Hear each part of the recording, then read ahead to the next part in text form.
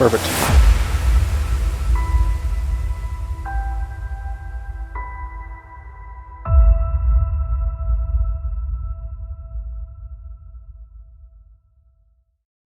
Good morning, everyone. This is John with Gun.Deals, and today we're going to be taking a look at the Expo Arms 10.3-inch Socom barrel. But before we get into the video, if you'd like to help us out personally, you can, of course, like, share, and subscribe, as that is all free and does help us out quite a bit.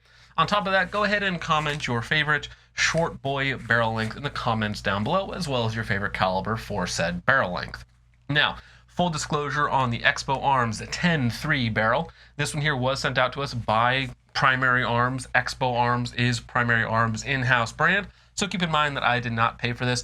They sent me the 10.3, the 11.5, and the 13.95, as well as their BCG as well. This is one of their hard chrome BCGs, as well as a couple handguards, one completed upper. So I have a bunch of their products to test out. So we're doing a basically full lineup review of the Expo Arms products. Now, Expo Arms is fairly budget, and that is what's going to make them interesting given their feature set. So this video is going to primarily focus on the barrel itself, of course, but the handguard is also theirs, as well as the BCG, so we will talk about them just a little bit. Now, getting into the specifics on the barrel, it is, of course, a 10.3-inch carbine length barrel, so this is a 5.56 1-in-7 twist.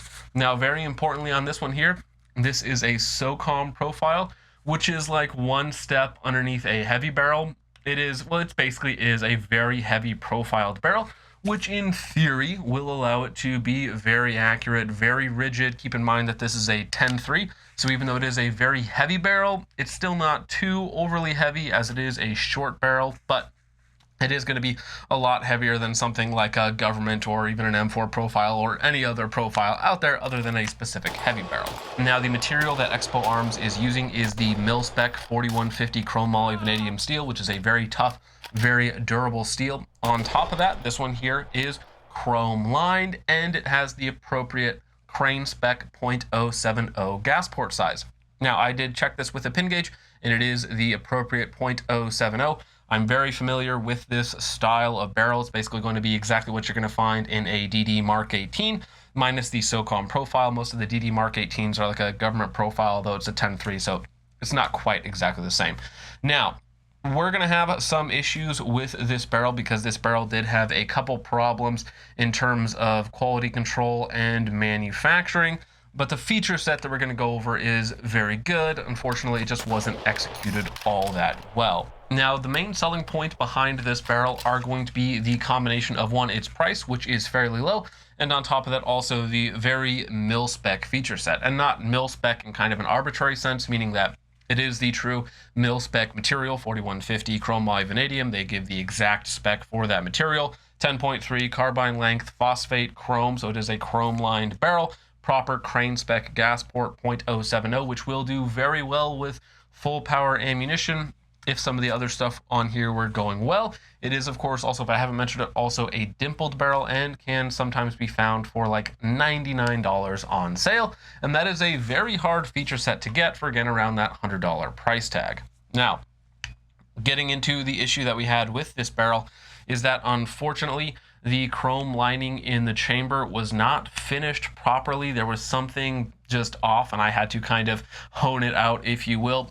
So basically, it was very difficult to get a picture of it, but there were basically like almost raised rigid or like some sharp edges inside of the chamber itself, meaning that for the first 10 rounds, it would not extract a case, and I would have to shove them out with a cleaning rod because they would get stuck in the chamber.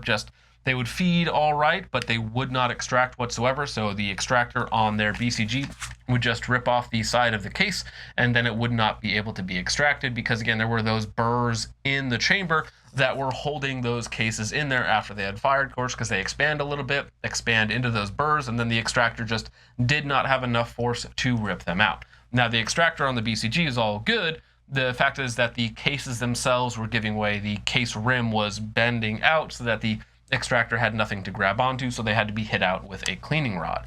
Now, fortunately, I was able to solve that problem for the most part. Basically, what I did was hook up a copper wire brush to a drill and go to town on the chamber, trying to clean it up a little bit and get those cases to feed and extract a little bit better. Now, after about 10 to 15 minutes of work and on the next range trip, I did confirm that I had fixed the issue of cases not being able to extract.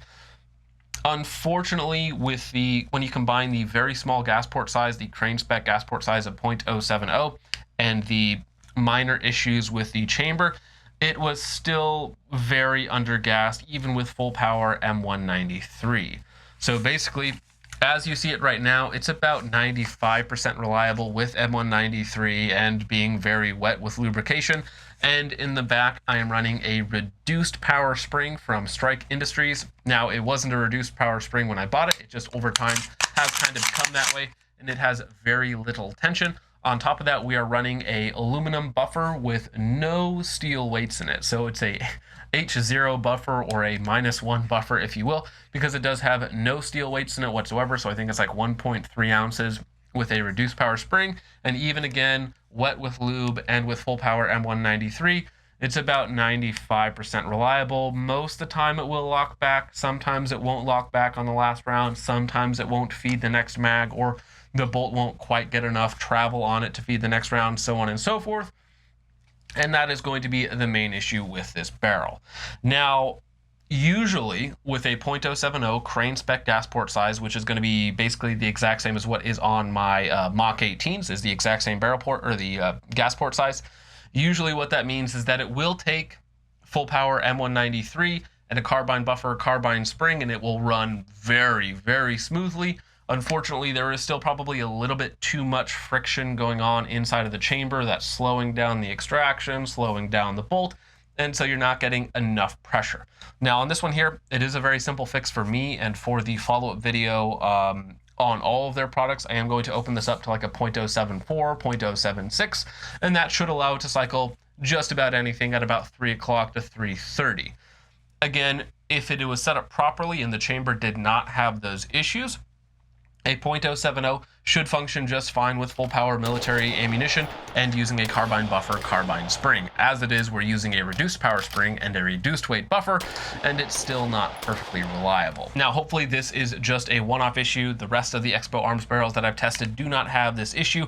This was just something that was missed during quality checks, during test firing. If they did test fire the barrels, they did not notice that whatsoever, so that is a bit of a letdown, but that is something that you need to be aware of when you're buying, you know, inexpensive equipment. Sometimes you have to do your own QC. Sometimes you got to do a little bit of finagling to get it to work properly. And this, unfortunately, is one of those cases.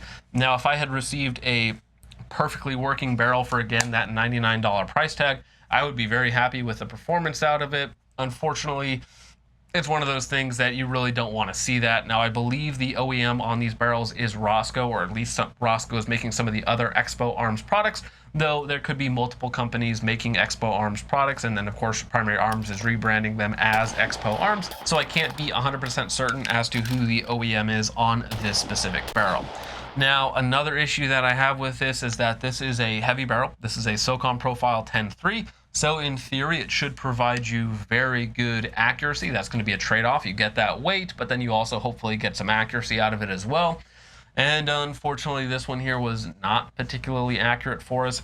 It did about 4 MOA with just, again, that ZSR M193 ball ammunition, which is not great. That ammo will definitely shoot at about 2 MOA out of a very high-quality barrel, and, you know, 3 MOA maybe on a mediocre barrel. This one here, about 4 MOA. And then we also did shoot some 77 grain HSM, which usually shoots anywhere between 1 and 1.5 MOA, and unfortunately in this gun shot about 3 MOA. Now, I'm sure if you were to test a wide variety of loads through it, it would find a load that did well. Unfortunately, in just a couple loads that I tested that usually perform much better, did not perform particularly well in a barrel that is a very heavy barrel. So that is also a little bit of a downside. I personally am fine with heavy barrels, depending on the circumstance, as long as they provide you a high level of accuracy for that weight. Unfortunately, this is very heavy with none of the benefits of being very heavy, and since it's not hooked up to a machine gun, I'm not putting 400 or 500 rounds through it in an hour, that weight isn't really helping you all that much in terms of like heat absorption and heat dissipation. So you're kind of getting, again, none of the benefits of a heavy barrel, but all of the downsides of a heavy barrel. And on top of the fact that this one here had an issue with the chamber. Now, me being somebody who does testing and assembly for a living, this is a very easy fix for me to open up the gas port to 0.074, 0.076, somewhere in that range to fix the chamber a little bit. That's all very easy for me to do. However, you, if you're trying to build your first upper or just trying to save some money on an upper, you like the feature set of the barrel on paper, you pick it up. I really don't want you to be going through and trying to troubleshoot a bunch of different issues to get your barrel that should work right out of the box to actually function as intended. I'm sure that most of the Expo Arms barrels are going to be perfectly fine. Again, all the other ones that I have in-house, which I think is 4 or 5 at this point, have been just fine. This is the only one that I actually have a manufacturing issue with or a quality control issue with. But again, that is going to happen more often on cheaper brands. And this is, again, a more budget in-house brand for primary arms. As it stands, I think if you get a barrel that is accurate and machined properly, you're going to be very happy with its performance. It's going to shoot very softly with, again, that proper crane spec gas port. This one here, however, is not particularly confidence inspiring, being that, they sent me a bad barrel, basically, that does have some manufacturing issues. So with all that out of the way, guys, let me know what you guys think of Expo Arms in general, and specifically the 10.3 Socom barrel. That, again, does have a lot of nice features on paper. Unfortunately, in the real world, it didn't really work out to be that way. But let me know what you guys think of it in the comments down below. I will see you in the next one. Peace off.